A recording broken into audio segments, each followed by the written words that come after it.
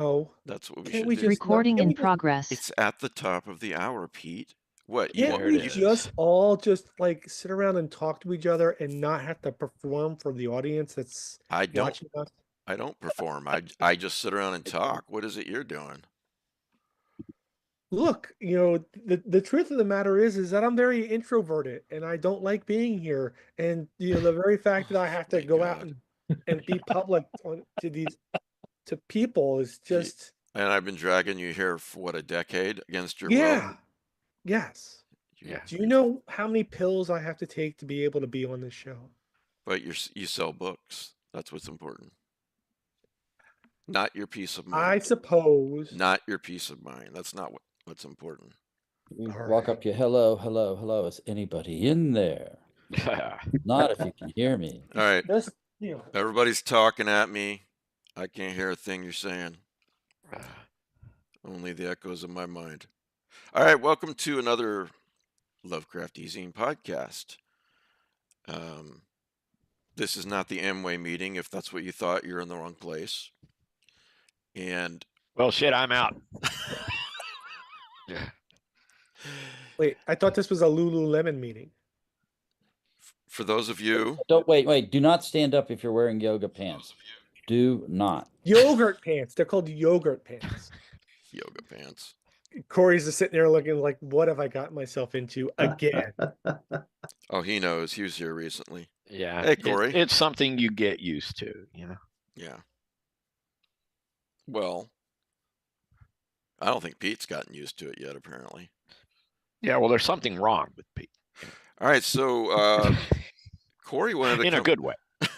Corey wanted to come on and talk about his new book, and so I Great. booked him. And then I realized I sent Kelly a text this morning, and I said, "Hey, just whenever, cause you just put up the pre-order link recently, right?"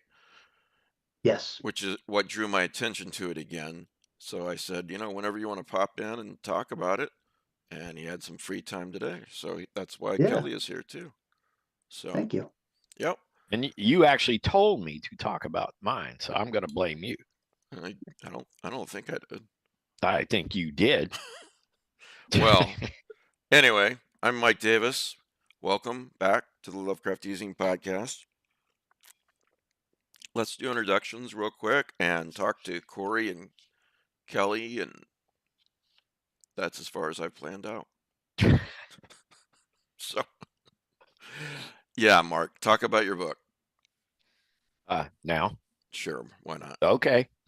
I'm Mark Rainey, horror writer, editor, and my latest book is The House at Blacktooth Pond, if I can get the glare off of it.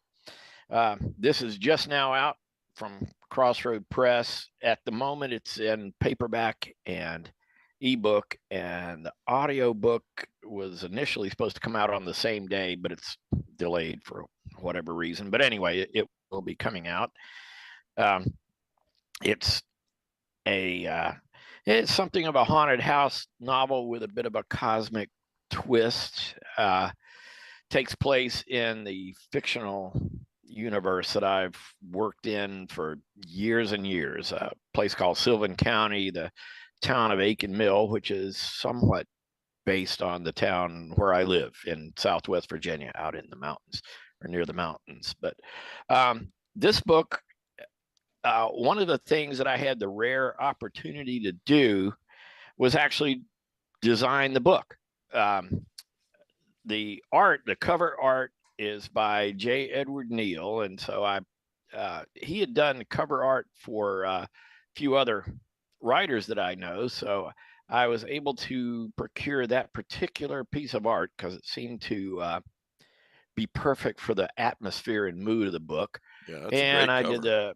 I did the exterior typography, the back cover, and on the inside I included, like at the chapter breaks, I don't know if this is going to show up. It's a pen and ink drawing I did many years ago of the actual house that the house at Blacktooth Pond is based on. And the pond itself is also a fictionalization of a true true life weird area very near here. It's behind the high school where I went to high school, and it was just kind of this haunted looking place that I discovered back in my high school days, and it became a location for things like partaking of substances that at the time were horribly illegal, or doing scientific research with members of the opposite sex, that kind of thing. And but there were scary things, I will say, actual scary things happened there to me personally. One being on one of those particular rendezvous, I just happened to look into the rearview mirror at the proper time, and I saw a silhouette against the setting sun of a figure approaching, wielding a rifle or a shotgun. So made haste out of there, and this was in my parents' station wagon, and I hit a pothole that caused the license plate to go flying out through the air. And so I had to make the decision: face a guy with a shotgun, or my parents, for having lost their license plate at in an illicit rendezvous. I opted for facing the danger of the shotgun. Went out, retrieved the license plate, and went on. But anyway, all that's neither here nor there. I don't know. We got away. So I have no idea. But anyway, that's a little fun backstory, and for hopefully a far more fun bit of cosmic and supernatural horror, check out The House. Well, I've read it, and Pete's read it, and if you're into cosmic horror, which I assume you are, you'll really enjoy it, I think. So that's available now. The House at Blacktooth Pond. Indeed. And thank you, Mike. Sure. Matt, you have a prize, right? Yes, I do. Okay, so August Derleth never lacked for cojones. Asking people for stuff. He actually contacted the estate of Sir Arthur Conan Doyle and asked if he could write more Sherlock Holmes stories. He offered that to them, and they said, well, I don't even know if they answered him, but the big answer was no. So he created his own Sherlock Holmes character, who was Solar Ponds. So he was writing detective stories featuring Solar Ponds. And this is one of those characters that has taken on a life of its own after the death of the creator. So people are writing Solar Pond stories still, and this is the Lovecraftian collection. Belanger Books. This is edited by Derek Belanger. He's got, I don't know if I'm pronouncing the name right, sorry. He's got some chops in this field. It's a nice collection of short stories featuring solar ponds facing the mythos. Send an email to easineprizes@gmail.com. Put ponds in the subject line. We'll draw a winner in about 6 to 8 weeks, and maybe it'll be you. Yeah. DeBronzo, are you still suffering the after effects of whatever drug you were on, or has your screen calmed down? You just jinxed it. Damn it. Because now you started flashing. Yeah, I'm great. Thanks. Okay. Good to help. Good to see you. Alan. Yep. Want to introduce yourself? Yeah, Alan Hughes. I work on the E-Zine movie and game page, and just glad to be here. Alan and I are thinking of doing most likely a Call of Cthulhu RPG a little bit sometime in the summer when Alan is off work from teaching. And that's not solidified or anything, but it's very much something that we're thinking about. So that ought to be a lot of fun. And I'd definitely do that again. Yeah. And we would put that we would stream that live here on the YouTube channel, like we did in the old days, but this time with actual less pixelated faces. So, but we had a blast when we did that, like a few years back. So yeah. when it was Google Hangout. So yeah. Oh, welcome to everyone watching. Before I go to the next person, Count, Jazz, Kim. There's a lot of people watching. Only 3 or 4 people commented. Anyway, glad you're here, guys. And Pete, why don't we do you next? Yeah, Pete Rollick, writer, man about town, somebody who's realized he has way too many books, and is divesting himself of things. So, yes, I have decided. What's your newest book and or upcoming book? Oh, that's a good question. The latest book is still my collection from Weird House, I think. I don't know. Matt, what's my latest book? I had no idea he was your publicist. Yeah, I don't know this stuff anymore. Okay. No, he's right. It is the Weird House book. Yeah. I think, unfortunately, the deluxe edition is sold out with the lovely Yeah. slipcase. Oh, it's the hardcover, Cthulhu Heresy and other Oh, yeah, that one. Lovecraftian sins. but Yeah, there's he's got a passel of stuff in the pipeline. Yeah, and then like there's lots and lots of material in the pipeline that I guess I could talk about. The thing in the pipeline as big as a Dreamlands collection from Weird House that is just Lovecraft's Dreamland stories. Is that your and then- next Lovecraftian story, The Thing in the Pipeline? No. Well, Okay. the thing is, Weird House I started don't know. It this sounds like new a good line, one. new product line where they're publishing nice editions of classic books. So Yes. they've put out a The King of Elfland's Daughter, which really takes things beyond the fields we know. They've got Yellow Sign, Chambers' definitive stories. There's several books coming out in the series, and I think The House on the Borderlands was a new edition was put out, and Pete is going to be the I guess editor and commentator on the Dreamland stories of Lovecraft that's coming out. Oh, nice. It looks like it's going to be Wow. spectacular. Great art. You got to keep us Yeah, posted it's on that, pretty. Pete. It's Yeah, pretty. that's very cool. Yeah, keep us posted. What? I Keep- can't hear you, Mike. Keep us posted. Oh yeah, I will. You can't hear me? Can everyone else hear me? I can hear you. Yeah, you were mumbling. I just couldn't hear you. Oh. I'm going deaf, I think. Coming in. We'll blame you. Right. All right. Corey, welcome. Good to see you again. I don't think you asked DeBronzo anything, did you? Corey, we cannot hear you. Can't hear me? Now we can There hear it you. is. There Now it I can is. hear. Yeah, there you go.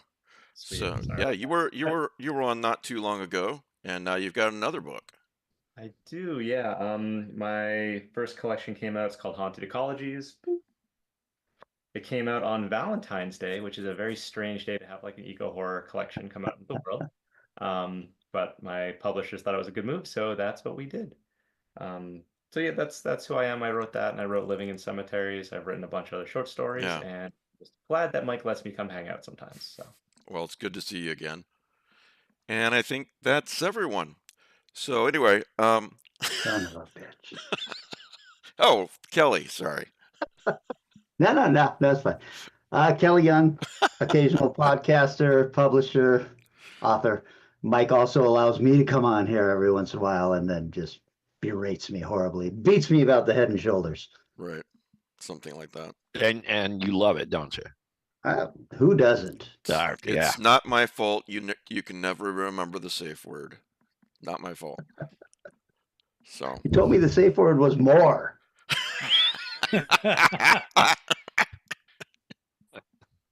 There is no safe word. safe words are for sissies. Kelly's got a book coming out too. That's You got a right. book coming out. Kelly's safe word is harder. Yeah. You can now you can now pre-order Kelly's book, by the way. Yes. Kindle and print or just Kindle right now? Kindle for the pre-order, print on the release day, and then maybe an audiobook. Oh, nice. Yeah, And for the the- first time. Well, it's called And the name Thorns. of the book is Thorns. Yeah. The name of the book Beat me is to it. Thorns. Yeah, tell us about it. It's it's part ghost story and part body horror and part grief story. It's about a woman who has lost her husband and then she gets him back. Or does she? Ooh. So you timed it, the pre-order for Valentine's Day, apparently. I did. Yeah. Yeah, that's good. Yeah, that's you're a really romantic person. Thank you. Yeah. Does anyone here actually celebrate Valentine's Day, by the way? You do? Sort of. My wife she's an artist, and she always every year makes me a beautiful handmade Valentine's card, and so I take her out for an expensive dinner. Okay. So I celebrate like Al Capone did. You By go out killing and kill a people? bunch of people? They kill a bunch of people. You never saw the St. Valentine's Day Massacre? No, Yeah. Yeah, I didn't. yeah. Yeah. Lovely, Mandy and I are going wonderful away. film. Wonderful film. You'll find that some of your cultural references are meaningless to me. So, You're young, Mike. yeah, that's You're not you're why. a young man. Pete, you I celebrate still remember Valentine's some of Day the too? lines from that flick. I last saw it when I was like You do? 15. You don't? I do. No, We're gonna Pete's send him a Valentine. Make it a red one. Ho, ho, ho. yeah, we don't celebrate Valentine's Am I Day. I always wrong, Mark? forget about it. No, not at all. Well, we met on February the 10th, a very long time ago. And so we quickly decided that we weren't going to celebrate Valentine's Day, 4 days after that, that the 10th was far more important. So, and that's the way it's been for 3 decades. So, not that anyone asked. I want to get into Kelly's book and Corey's book and whatever else we want to talk about, but I want to talk about a few other things too. The Gorge, Kelly and whoever else. It was weird because Oh, yeah. Kelly messaged me yesterday saying what a fun movie The Gorge was, and I had just finished watching it that a few minutes before. Yeah. Well said. Another, that's all I have to say on the subject. Yes. I agree with me. It was a fun subject.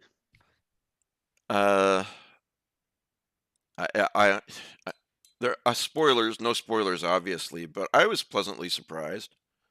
It, I don't know, it was quite gothic in some parts of the film. Did anyone else see it? Was it just you and me, Mike? I saw it. I Okay. think Mickey's showing it on movie night, maybe this coming Saturday, depending on votes. It's an enjoyable Okay, yeah. watch. I probably won't watch it twice, but it's an enjoyable watch. I like the Yeah, two. performances. I think the resolution could have been a little more imaginative. Yes. The reveal. Yeah, I agree as well. But two A-list actors in a action horror film that went straight to streaming. I was like, this is kind of a treat, on Valentine's Day. There was a little bit of romance there and a lot of guns and then, some weird creatures. So I had a really good time with it, actually. Yeah. Yeah. I didn't think I was going to enjoy it as much as I did, but I got the 7 days Apple for free because I've been wanting to take a look at it, and glad I did. Yeah. So, Alan, what did you think? Just like I said, I thought it was great setup. Just kind of mind was racing at what it was, and I think the reveal at the end, like I said, it could have been a little more imaginative, a little more. I agree. I did find myself being a bit disappointed, and I'm saying this relatively speaking because the whole movie was a fun watch. But I remember liking the first half of the movie a lot more when there's a mystery there and you don't know what's going on, and there's a lot of there's not a lot of talking because there's one person at the one end of the gorge, another at the other end. But it did answer. A few weeks ago, Matt saw the trailer and started grumbling about if it's so dangerous, why do they only have 2 people, one on each side? It explains that. So What the trailer said it was a gate to hell. that's That's kind of what I was wanting to say. one way of looking at it. Yes. Yeah. Yeah. Yeah, So, I didn't expect them to go into the gorge. I thought we were going to get a bunch of things coming out of the gorge. yeah. And so when it was explained, I was like, oh, okay. But I thought it was, you know, pretty solid entertainment for a movie. I had no idea what really it was going into it. And I thought there were a couple of cute little moments with Anya Taylor-Joy playing chess and Miles Teller playing the drums and stuff like Yeah. that. I was like, okay, they're making a movie for people who like movies right now. But anyway, yeah, watch it. It's an enjoyable little film. It really is. Mark Jones says, I'm really enjoying Haunted Ecologies, Corey. Thank you. So yeah, well, we'll talk about some more movies later, but Corey, talk to us a little bit about Haunted Ecologies. Yeah, so it is my first collection. It's like I think the oldest story, it's like 7 or 8 years old. So it's all like mostly eco horror, so a lot of it deals with like climate change and like despeciation. There's a lot of stuff in here that's like cosmic horror, so it's kind of like how is ocean level rise looked at through like a cosmic horror lens, or how do I want to say this? So I live on Cape Cod, and Cape Cod was called Cape Cod because like when settlers or colonizers first came here, they basically were told like you could walk across the bay on the backs of cod, and there really aren't cod here anymore. Most of the cod that's caught for Cape Cod is caught up in Maine, which is very sad. Um, so I look at some of that through like a folk horror kind of lens about like what people would do to like bring the fish back, and it's often like kind of dark. So there's some like quiet horror in here too. There's some weird fiction in here. Uh, a lot of the people who've been reading it, I didn't think of it this way, but I've been reading a couple of the reviews, and I know I shouldn't be doing that because it's not healthy for you.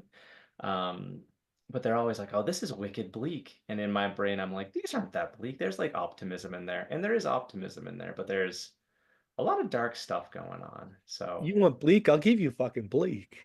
It's right. it's funny because the thought of you know climate total climate change and oceans rising and everything always seemed like a really kind of a rom-com, if nothing else. You know, bleak. Yeah, it's bleak. That subject matter is bleak. But what made you want to theme your first collection around this, Corey? Yeah, I mean, a lot of it comes from just like where I live. Like everyone's always talking about like how much longer does Cape Cod have? Because we're just like a spit of sand that sticks out into the ocean. Right. So it's like very on my brain all the time. Coyne. And what? Oh, sorry, No. that's someone's. Oh, so I guess for those who don't know, Cape Cod is like the arm that sticks off of Massachusetts. So yeah, and like we always, every once in a while, we get hit by like crazy storms, and that's not great. So it's very there in your brain. But also, like when I was growing up here, it was a lot different than it is today. Like back in the day, we had a lot more forest. We had a lot more just like green space. And basically, as every year goes on, because there's only so much space on Cape Cod and people like really want to have a house here, they just keep on like cutting down like the last chunks of forests. And Yeah. like my childhood forest that I spent like all my time in is now just a bunch of houses, and it's very sad. So a bunch of that.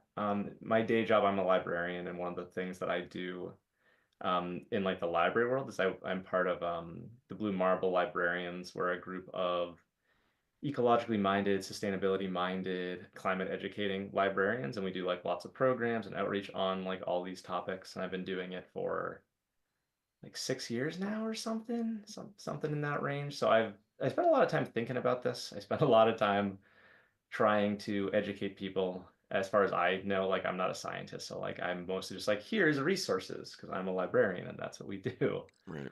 Um, so a lot of those things, I mean, I just like care about birds and like wildlife, and I love trees, and it's just all that kind of stuff makes me sad because it's not as good as it could be. And yeah, and I think the way I channel my grief with all this is I like put it into stories so I don't have to like have it live inside of me. I can have it live somewhere else for a little while. Mentioned, of course, again that you are a librarian. For this book, and well, in writing these stories, are there or were there any specific writers or maybe nonfiction books about the environment and climate change, or anything that inspired you, or was it all more of an amalgamation over the years? Um, I mean, I would say probably a lot of it traces its roots to like Jeff Vandermeer's work. I read Annihilation when it first came out, and this was back. I like telling this story where there's like a time in my life before I knew of like every book that was coming out ever because I wasn't super online. I wasn't a librarian reading all the reviews for like acquisitions. So I used to be able to just go into a library and find books and be like, I've never heard of that book and it's got a cool cover, so I'll just like read it. And I one day found Annihilation. I was like, that's a cool cover. And I read it and I was like, oh my God, this is like a perfect me book.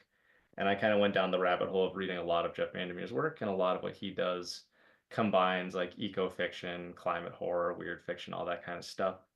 So I really enjoy that. Karen Russell does a bit of it. She's got a story called The Gondoliers in Orange World, which is like one of her best collections. But her early stuff, it always like touches on like conservation in some way. Like I think, was it Ava Wrestles an Alligator? It deals with like people who have like this alligator wrestling kind of amusement park, but it's also kind of about like preserving what that is. Um, so those two, I just in generally like horror set in nature, and I like horror that deals with like folk horror elements. So I always feel like folk horror is very close to eco horror if you're looking at it as like what are people doing to stop it, as opposed to like in the real world we're building like seawalls and we're ideally planting native plants and planting better plants in marshes to keep them marshes so they don't become like more eroded and more eroded and more eroded. Hmm. Uh, but in a lot of the stuff I like to write, it's like, but what if we like found an old text and like translated that old text to figure out how some like kind of sea god would come up and save us? Um, so stuff like that. But I really like some of Blackwood's stuff, like a lot of his stuff set in the woods, and I like always really resonated with that. Um, Someone the other night asked me if I thought this stuff that I do is in any way related to like Machen, yeah, Pan, I've heard it both ways. right? So some people have like kind of talked about that, and I read that book forever ago. And yeah, I think that's kind of a good summation of it. It's one of those things where like you read so many things and like everything just kind of drips and gets in your brain in some way, and I can never remember half the things that inspired me. Right. Alan, I know you had some questions, and anyone else who wants to jump in as well. I was just first off, I thought I was pretty well informed about the environment, but Corey, you gave me a lot of new things to worry about. I'm sorry. Oysters, shells are thinning out. They are. That's a real thing. That's very unfortunate. Well, it's all I think it's most if not all shellfish and crustaceans. Like that's kind of what's going to be the way of things. So Well, just real quick, I'm sorry, Alan, but on what you said, giving you a lot of new things to worry about, do you guys, all of you, get the feeling that when it comes to climate change, the earth heating up and other things, do you find in a lot of people's minds it's either, you know, all the pendulum swung all the way one way or all the way the other way? In other words, you have people who are like, no, everything's fine. Nothing bad's going to happen. The earth does this kind of thing every once in a while. And then you have on the other, swung over to the other way, you have people who say we're doomed. And yeah, there are some irreversible things. Unfortunately, we have reached that, but there are also some things that are not reversible that we could fix. I was just wondering if all of you see that attitude a lot when you're talking to people about this. I think if a lot of people, if it doesn't affect them in their daily life, like they don't see it, it's not a big deal. It's not until you've got it where whatever it's going to do, like sea level is going to rise. It was supposed to be, I think, 3 feet over so many years. Pete, you would probably know better than me. It's just like a chunk of Antarctica broke off in the ocean, a very large chunk. That's not a good sign. So, yeah. Who's going to notice climate change when you work in a building, you get in your air conditioned car and you drive into your house and you never go outside? yeah. I mean, if you're coastal, you're definitely going to notice it. I don't live on the coast, but I'm pretty close, and a lot of my work for architecture brings me there. So, Mike, you're in Jersey. That is most of your state is swamp. yeah, it's true. Hey, we got mountains, a lot. But, Mountain. They got pines. Well, Miami's going to be in trouble. New York City's going to be in trouble, right? And West Palm Beach, Yeah. probably. Hopefully. Here's how they're going to notice. It's like there's not going to be insurance anymore for housing in Florida. Yeah. And the reality makes it all the insurance companies are gone and they won't insure anything.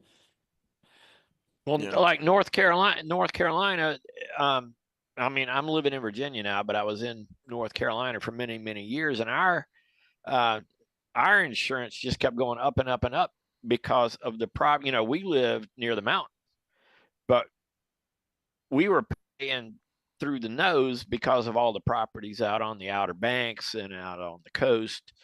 You know, where they're becoming uninsurable. Yeah. Basically, and I'm sure, you know, and Florida is probably very much the same. Anywhere where there's coastline, and I feel like I don't know what one can do about it when it's become so politicized. The left is absolutely, you know, this is a problem. The right is like, what the fuck is wrong with you? You know, here's the deal. As I see everybody's it's all a part of the ideology. It has nothing to do with science. It's all about ideology. It's not going to be in your face just yet. The thing is, it's like, I think I made the analogy before, like Ernest Hemingway said, bankruptcy happens really slow, then really fast. Yeah. The ecosystems have an amazing amount of resiliency, checks and balances, redundancy, and adaptability until it's exhausted. And then life finds a way. Yeah, right. I do think that the thing that I could change about human nature, one of the things is it seems that many people in general have an inability to plan very far ahead. You know, and they plan maybe for their own lives, maybe a year or two later, 10 years later. Some people don't even plan that far. But to have the ability to plan for, okay, this is what we want the Earth to be like for our children and grandchildren 75 years after I die, they backburner it all the time. And, you know, without politicizing anything, because I never want to do that in this show, I wish that we could get on top of the situation a little bit more. So anyway. There's that old saying that great men plant trees they will never sit under. Right. Exactly. Anyway, Alan, you wanted to talk to Corey about the book a bit too, I know. Can you give us a director's commentary on a couple of stories? Sure, I'm always happy to do it. The cover story. Yeah. Man, that was heartbreaking. I mean, good. Again, not spoiling too much. Dead animals. That's a tough one. I just started that one. I'm so flattered that you guys are reading it. That's wonderful. Yeah, so that story, it's based on the ivory-billed woodpecker. That was the largest woodpecker we had in North America for a while.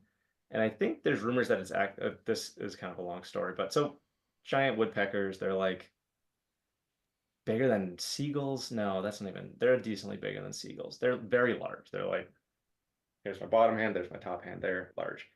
And they lived in the swamps in like Louisiana and I think like some other areas down south, and they were believed to be extinct.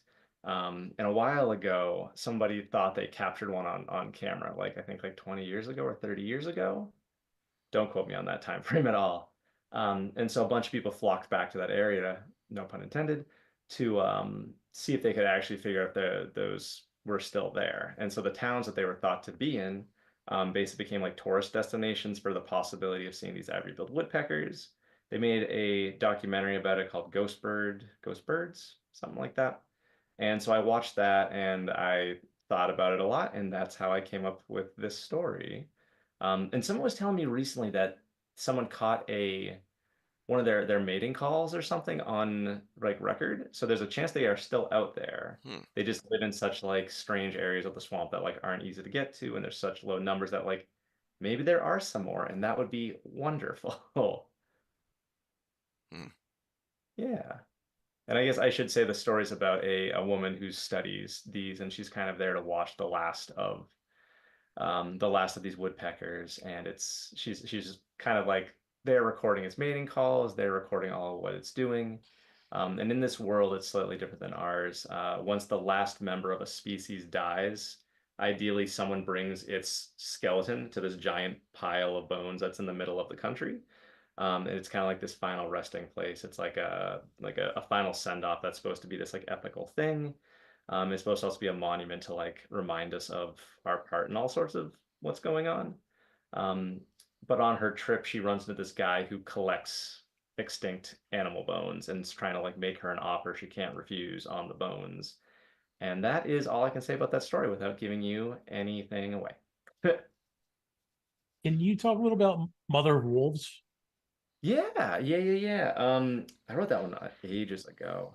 So that one is about the idea of wolves showing up in Maine again, because there used to be wolves in Maine, and there was a organization that was trying to figure out one, if they had returned, and two, if it could be a state where they would be reintroduced. And this was I should have like researched all the dates again because like back in the day I did this research and I wrote this story like 6 or 7 years ago. So I'm like, it might have been the 90s, it might have been the 80s.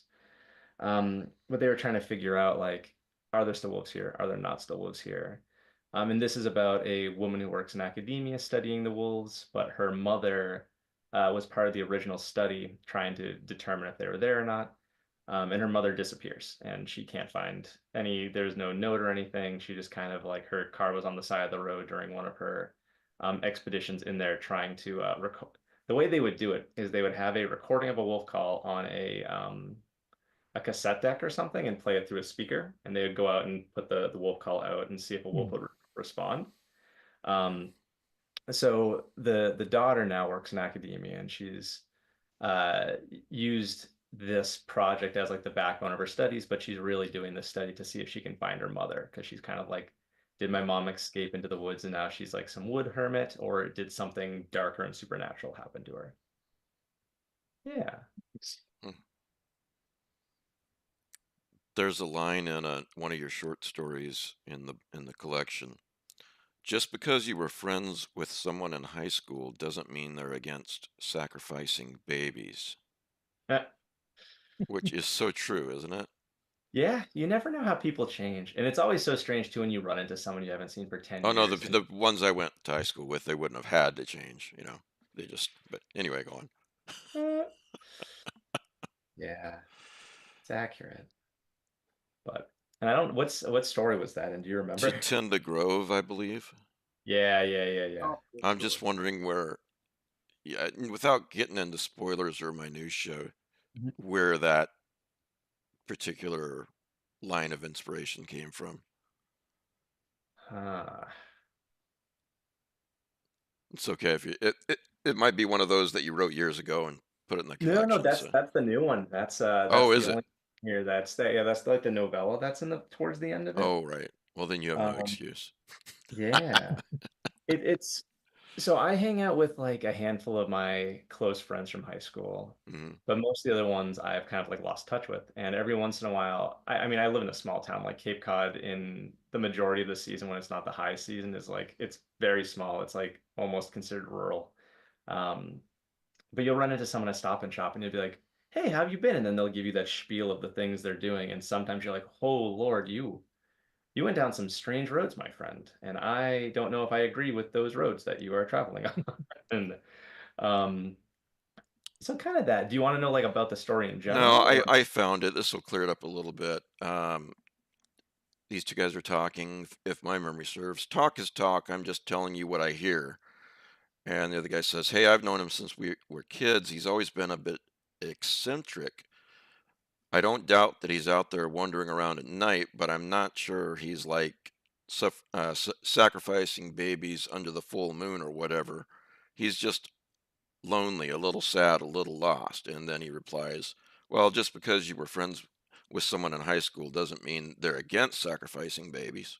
So I like the dialogue. Yeah, I'm glad. yeah. Alan, any more questions for you? No, I guess the only the story. I mean, my favorite one was translations for a Dead Sea. You mentioned Yeah. that in your comments, and that was the one about translating an ancient text to bring back a sea god. Was there any roots for that somewhere?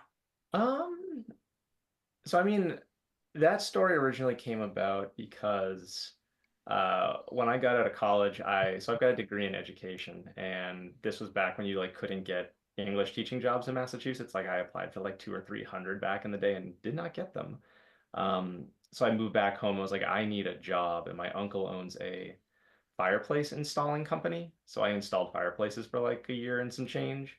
And there's these very like iconic small Cape Cod cottages on the side of, you can see them from the side of Route 6. Cape Cod has like two major roads on it. One of them's 6 and one of them's 28.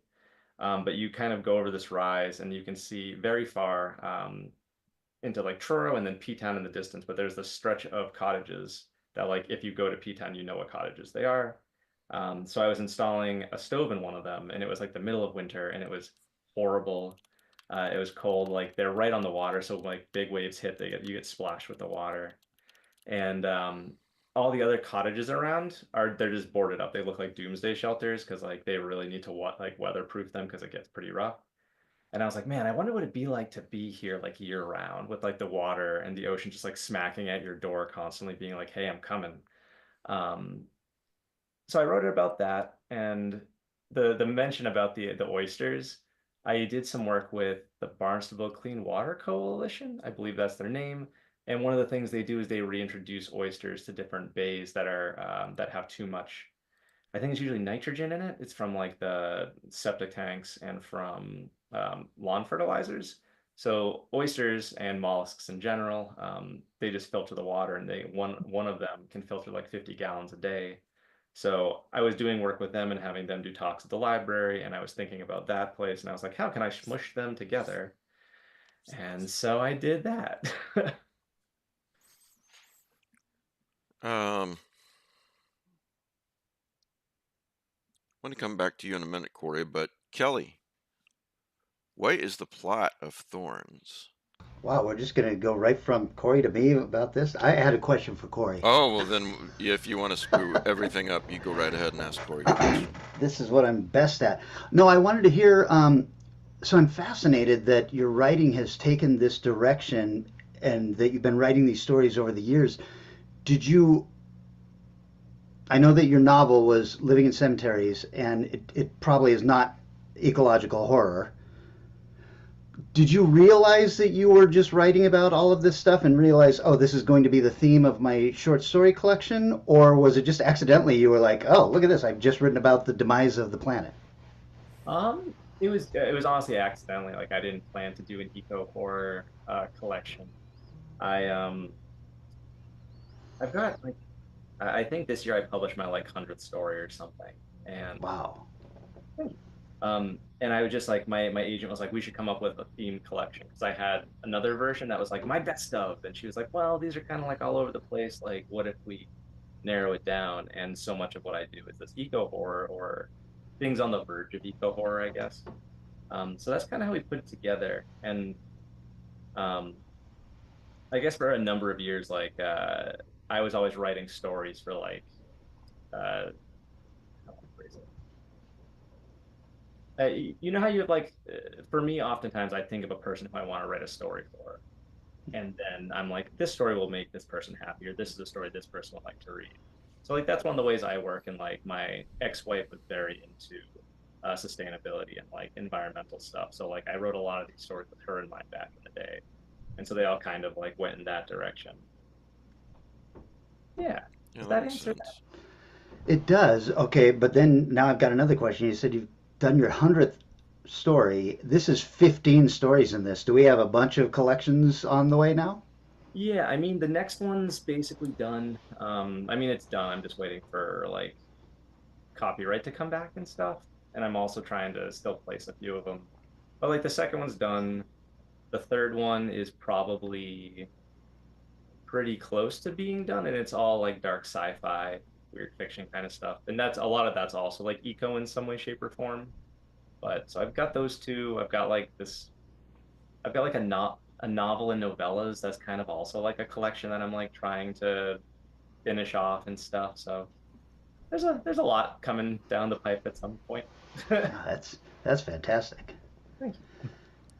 Well, while we're on the topic, I'd like to get input from everybody here on this topic, and keeping politics out of it and everything. In your opinion, in your heart, not what you would wish to happen or want to happen, but where do you see the planet going the next 50 or 100 years?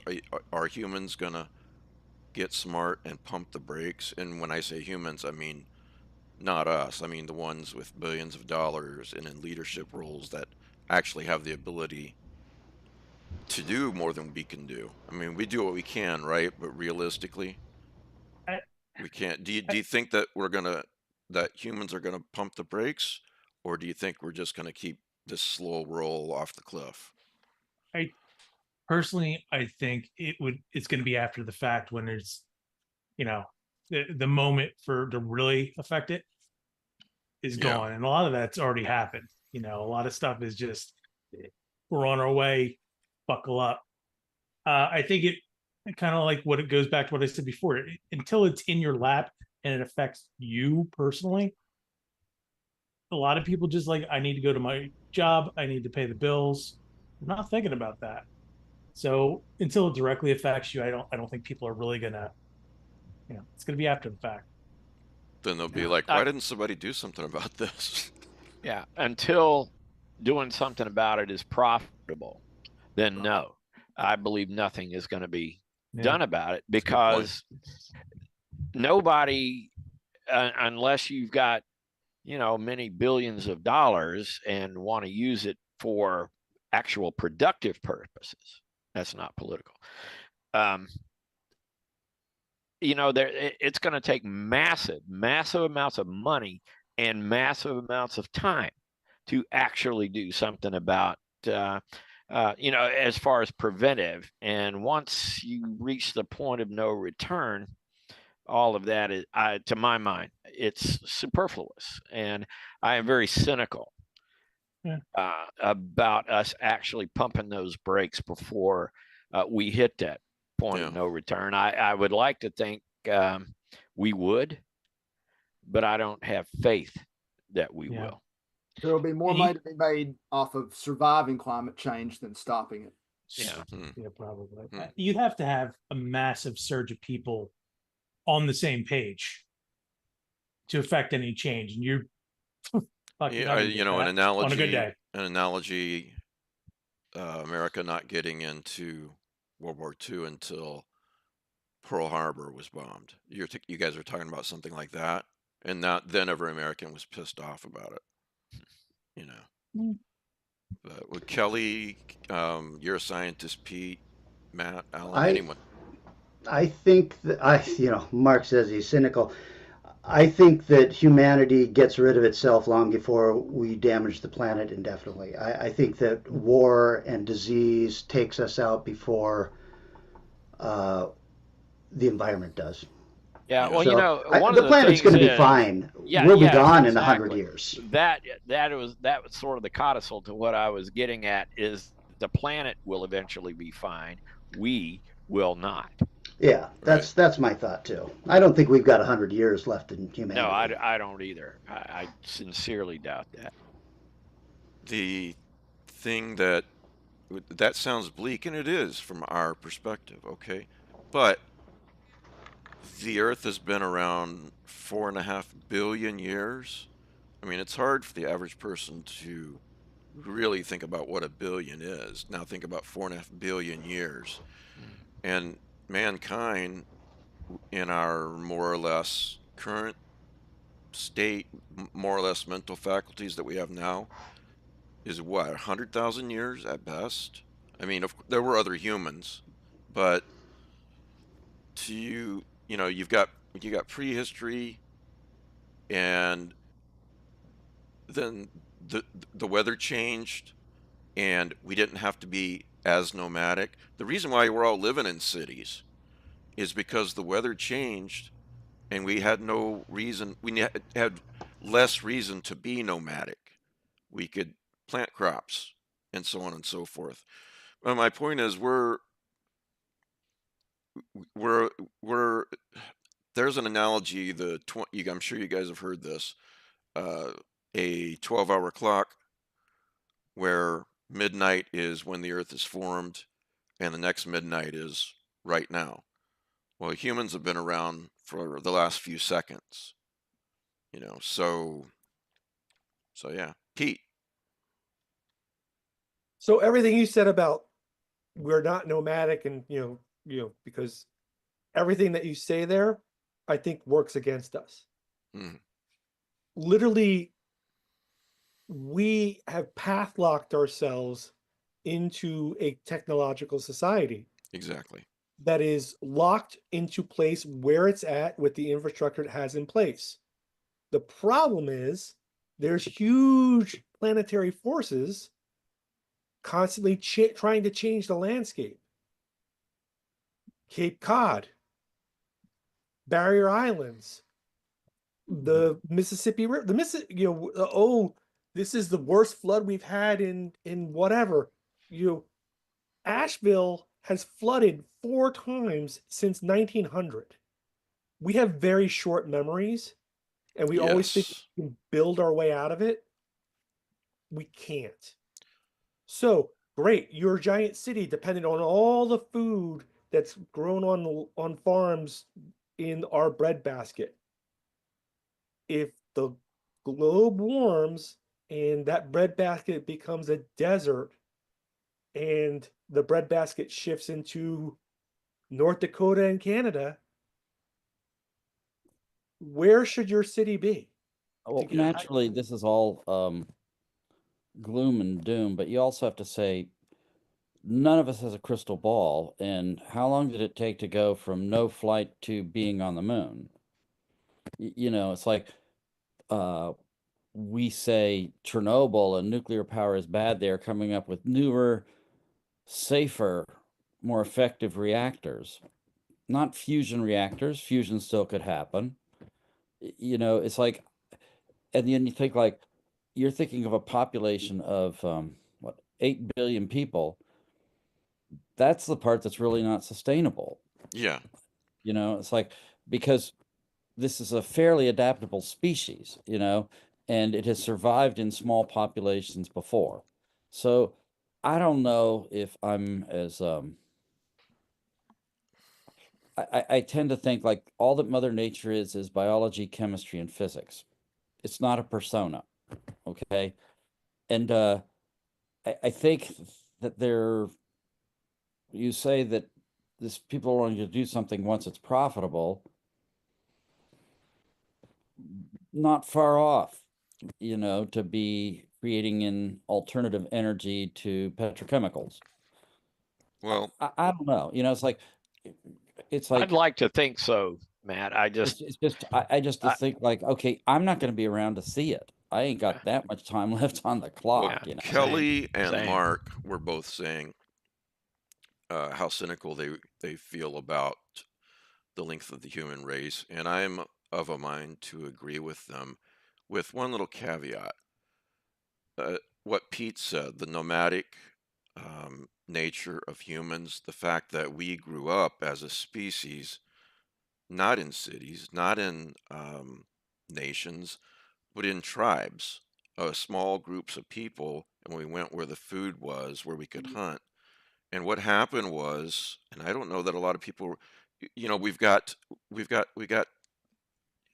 what the written word goes back civilization goes back about 10,000 years, right? Well, what most people don't realize is that that's pretty much when the last little ice age ended and the earth warmed up on its own. And it wasn't as necessary for people to be nomads as it was before then. And Yes, but if that changes again, then we may have to be tribal people again, and a lot of people Yeah. will Yeah, die. when I say cynical Pete. about our future, it has more to do with like the socio-economic order that all of us know today. Yeah. None of us know tribalism uh, to the extent or in the mode that you're talking about, and I don't disagree with that at all. Sorry, Pete. You no, You're it's gonna okay. go right So ahead. you're talking about the Little Ice Age, and and that ends, and we enter into this really great sort of post Ice Age thing where we grew grapes and wine in England and Germany. but we think it's normal. No, but Geologically speaking, it's not. so what happens is we hit another cold spell. The the economy, the agri economy, collapses in Northern Europe. They invent hard liquor because they don't have wines anymore. They start. This is technology adapting to climate change, but also many of those people have to leave Northern Europe for other areas, Yeah. including the United States. Well, that's what's happening right now. It's a north-south migration. Yep. The southern hemispheres are poor and undeveloped relatively compared to the western. Right. And so what you see is populations pushing up, and that will accelerate. You know, tying this back into cosmic horror, it's it's at its most basic level, isn't it? The Earth does not care about this one particular species on it, and what's going to happen is what's going to happen. It doesn't matter how hard you pray or cry or whatever. You know, these things are going to happen. You know, hurricanes happen. You know, it doesn't really care. They don't really care who's in the way. So anyway, just seemed like something fun and upbeat to talk about in light of Corey's book. You know, So it's Corey's fault, right? yes, absolutely, it's Corey's fault. Corey's book is doing some interesting things, and these stories are bringing to light and putting all like the ivory-billed woodpecker all right in the forefront of discussion. Right. And Florida is a very ephemeral state. We have, like I said, mankind has short memories. There's actually an emergency plan for Biscayne Bay, which is the bay between the ocean and Miami, to deal with what would happen if the extinct seals known as sea wolves that used to live in Biscayne Bay ever showed back up. There used to be, you hear about, the seal drifted all the way down to North Carolina and it was captured and taken back. Or we got a manatee or a crocodile that's gone all the way up to Pennsylvania. We used to have species of, we had warm water species of seals in the Caribbean. There were in Caribbean monk seals, and we had a subspecies in Miami, and they're gone. But people don't know that. Right. Other thing that we have to consider is that over the last 200 years, we have markedly changed our environment around us to the point where we don't really know what it looked like in its original state. So, for example, because I'm in Florida, we have the Intercoastal Waterway, which runs from the Miami all the way up to Jacksonville. You can pretty much go all the way up without going outside of the Barrier Islands. That's artificial. It was a linked together series of saltwater and freshwater lakes. And when those were dredged in the 40s and 50s, it created sort of this habitat that was wonderful for lots and lots of marine life and oysters. So people flocked to Florida in the 40s and 50s, and they were like, oh my God, there's so much wildlife and food in the intercoastal waterway. It's great.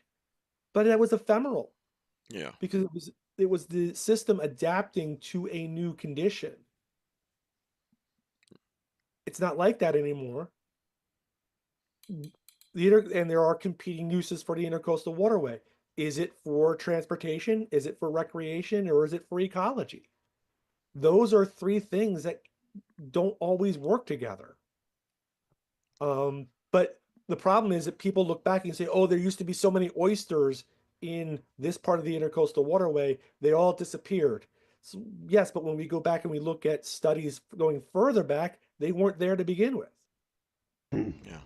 So it goes to your cod thing in Cape Cod. There were so many cod in the bay, you could walk across that. Was that a natural condition, or was that like 1 year?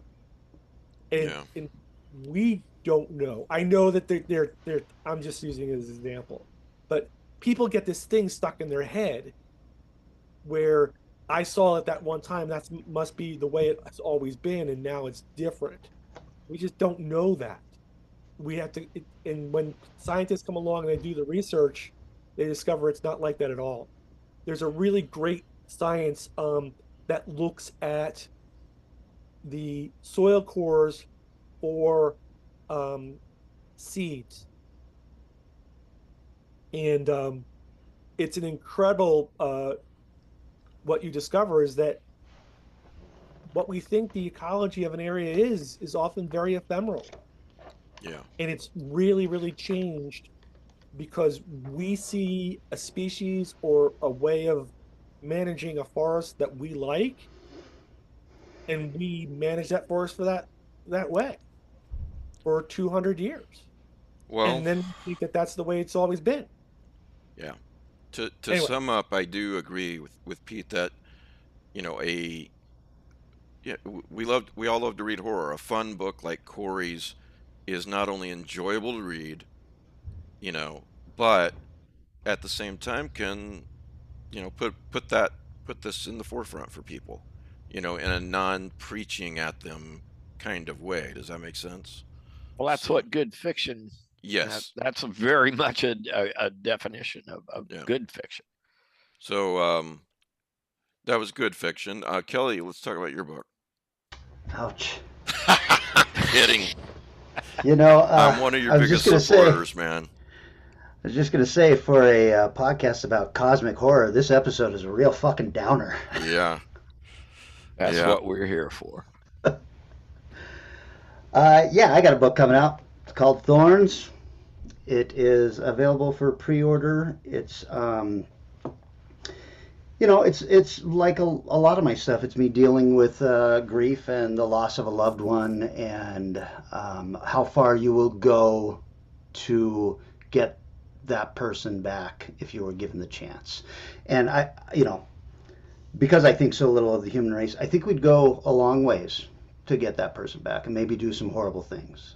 Yeah, you were just talking about what a downer the last few minutes have been, and you've really brought it right back up there. Well, let's talk about that random sun's flare that's going to take out the grid, or the planet-killing asteroid that's out there somewhere. Yeah. There you go. There you go. Yeah, so can you give us just a short plot summary of Thorns? Yeah, it is about a woman who has lost her husband, who was the love of her life, and it was a very sudden event, and she has struggled to get on with her life after that. And then after moving to a new place and making a new friend, some things start happening, and she thinks that she is getting him back, and not in the form that he was, but as something else. And even when clues start coming in that suggest this is probably not him, she's willing to overlook that to keep this thing. Have you ever been with somebody and then you broke up with them, and then you like begged to get them back, and then you get them back and you're like, oh, what was I thinking? But you will hang on for a long time. Yeah. And this is just a really, really extreme version of that, I think. He's not a golem, is he?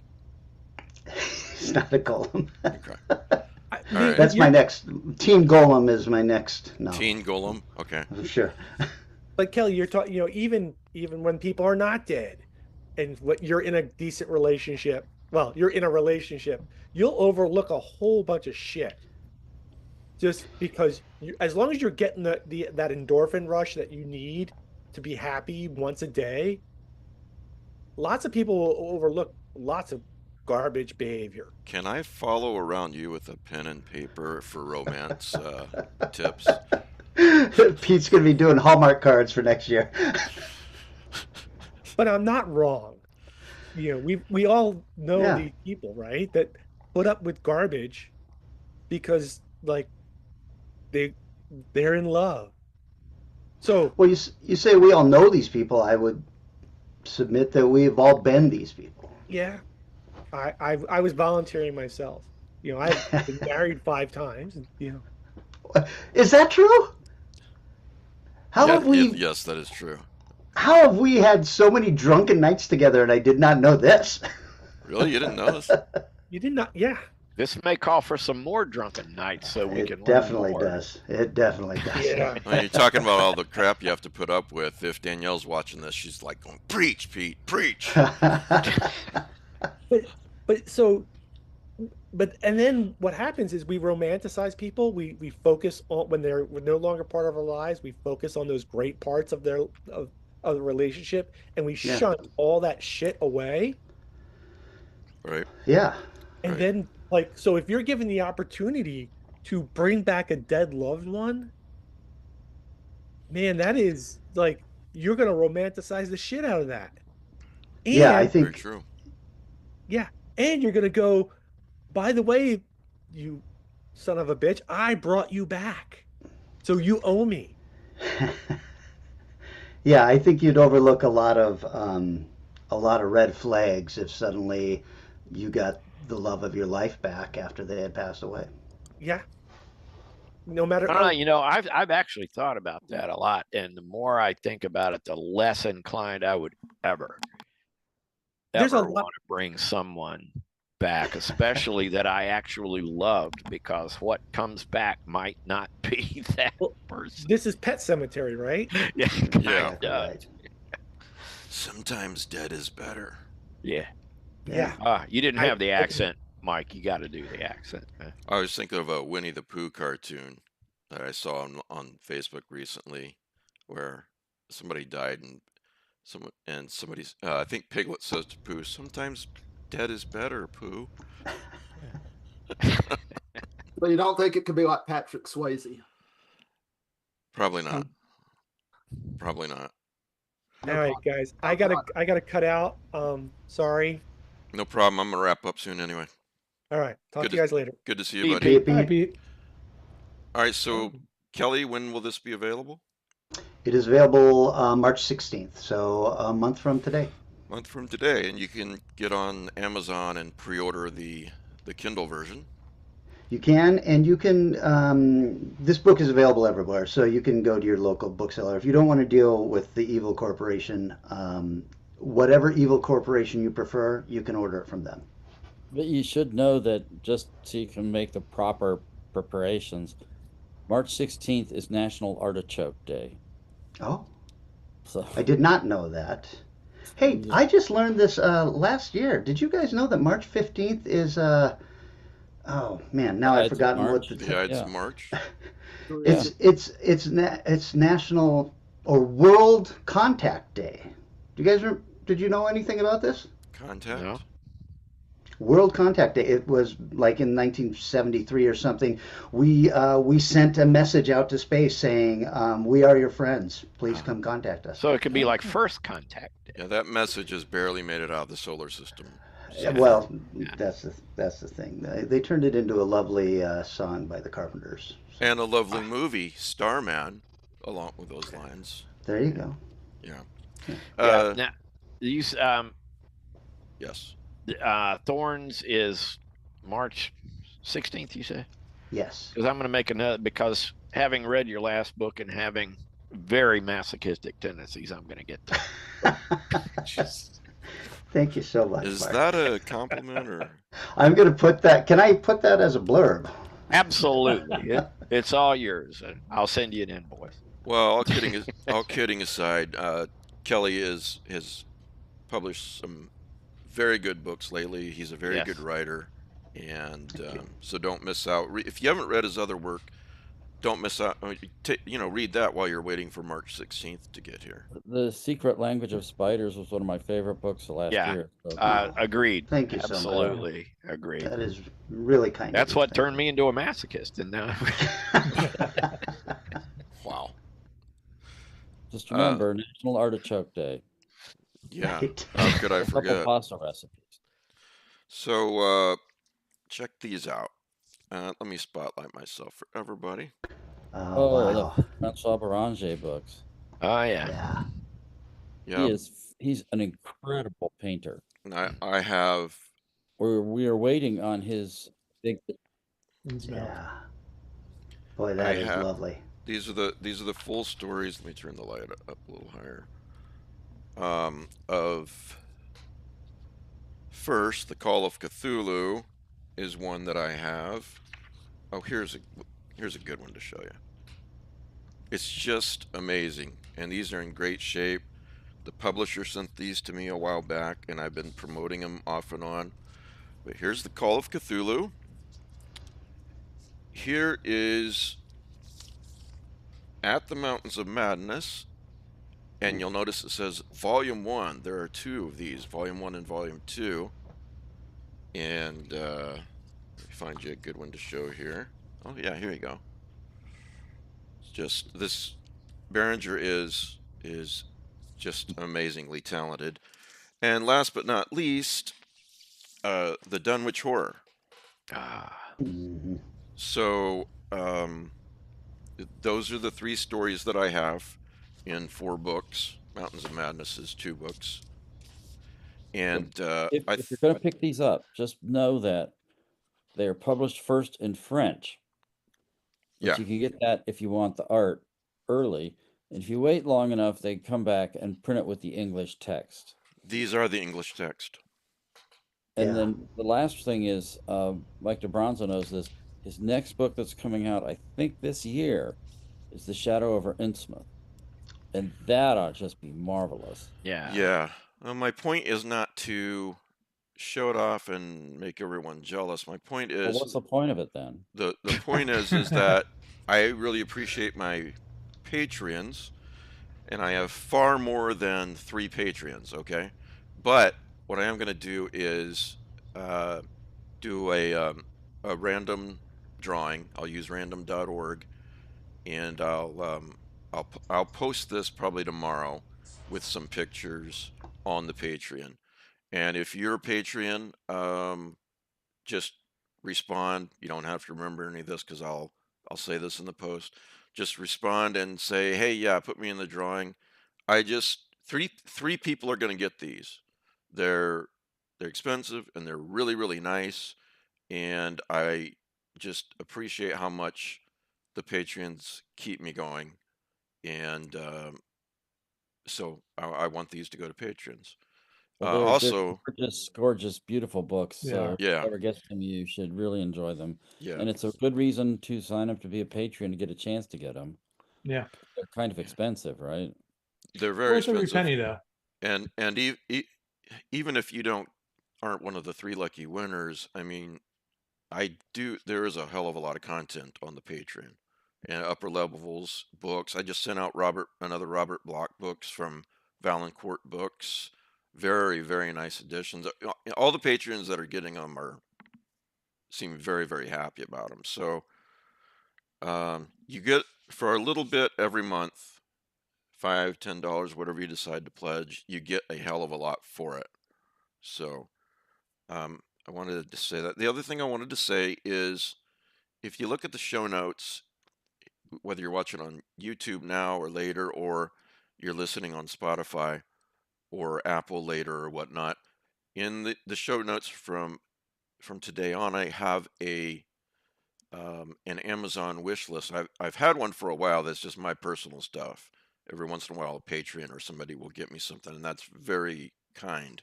But what this is, it hit me that I want to, and I have Chaz to partly thank for the inspiration for this. But it's a real easy way for me to recommend books that I've just read and enjoyed, and click that link. It's only down about, let me look, I'm looking at the show notes right now. If you look at the show notes, you'll see Corey's book with a direct link. Same with Kelly's book, Patreon link, then the mailing list that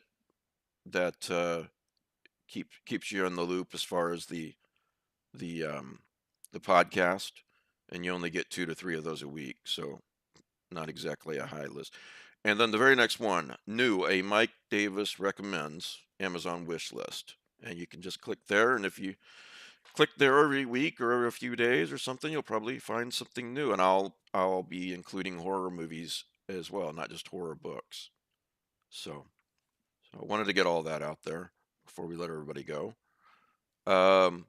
Corey, thanks for coming to see us again. Give everyone the title again and the formats. Yeah, so thanks again, Mike, for having me. Thanks Of everyone for course. thanks for everyone who's like reading it. Like that's crazy. It means a lot to me because there's so many things you could be reading, and you're reading my very kind of sad eco horror stuff. So yeah, Haunted Ecologies, you can get it anywhere books are sold. Right now, the Amazon link for physical books, I think they're sold out, so you can only get them from secondary sellers or something. But like Barnes and Noble is fine, bookshop.org is fine, your local bookstore is fine. So you sold a lot of books. That's a good problem to have, buddy. It is, and I'm just like, are you gonna restock it?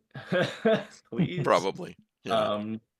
Yeah, so yeah, it's available everywhere. Ebooks, physical books. It'll be great if there's an audiobook someday, but that is not happening at the moment. So yeah. Same thing with Mr. Kelly Young. Now, if you look up Kelly on Amazon or in other book vendors online or whatnot, his nom de plume is actually K.L. Young. So That's right. Yeah, thank you. But yes, Thorns and The Secret Language of Spiders. Matt's not wrong. I love that book. Yeah, Oh. same. Thank you very much, guys. That's really kind. Of course. And last but not least, The House at Blacktooth Pond by Stephen Mark Rainey just came out. So, these guys are always here for me. So, give them some support and read their books, and you'll have a damn fine read, too. Your prize, Matt? The Necronomicon of Solar Ponds, an anthology of Eldritch detective stories. You could be entered to win it by sending an email to easyandprizes@gmail.com and put ponds in the subject line.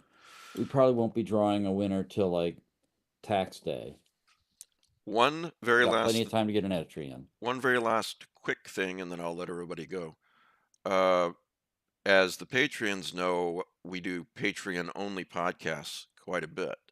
We just recorded another one on David Lynch with different writers from the first one. So I'll be uploading that tomorrow, Monday, to the Patreons. We're gonna start, in addition to everything else we do, the addition to the other Patreon podcasts, I thought it would be cool to pick some selected H.P. Lovecraft stories and then do a Patreon podcast and just talk about them. I don't plan on going through every single story. I don't plan on reading The Beast in the Cave or anything like that. But the Beast in the Cave has its charms. It's like I'm one of the few sure stories it does. where the hero actually does something. I'm sure it does. And the I mean, most of his heroes like hide in fear and quiver in their boots. And the Beast in the Cave, at least he threw a rock. Well, when we're done with Lovecraft, we'll move on to maybe someone like Machen, Poe, M.R. James. So we'll go somewhere else next. So we won't just do that and quit. Speaking of M.R. James, at Mike's recommendation, it's available on Prime. There's a short movie or short TV episode from the UK called The Mezzotint. It's an M.R. James story. It is really good. It's only 30 minutes. Give it a go. Yeah. One of these days, I'd like to revisit some of Ramsey Campbell's old mythos stuff, you know, from his early days, cold print and everything. I haven't read any of that in a long time, and I'd like to go back and revisit some I wish of that. more of his stuff was available on Audible. Some is, but if I'm not mistaken, cold print is not. Most of his audio books are later things. yeah. Well, yeah. So check out my new Amazon wish list thing, and if you're really feeling inspired, check out the one that's further down. That's the stuff that I actually want. But no, seriously, I just wanted a quick and easy way to recommend things to all of you. So thanks for listening. Thanks for watching. Kelly, Corey, really good to see both of you. I think the world of both of you. And Kelly, I tease a lot, but I've thought the world of Kelly for so many years that I've lost count. So thanks for being here, buddy. Thank you, brother. All right. Everybody have a good night, and we'll see you next week. I will see you on Tuesday night. Have a good one. Good night, everybody. Recording stopped. Thanks, guys.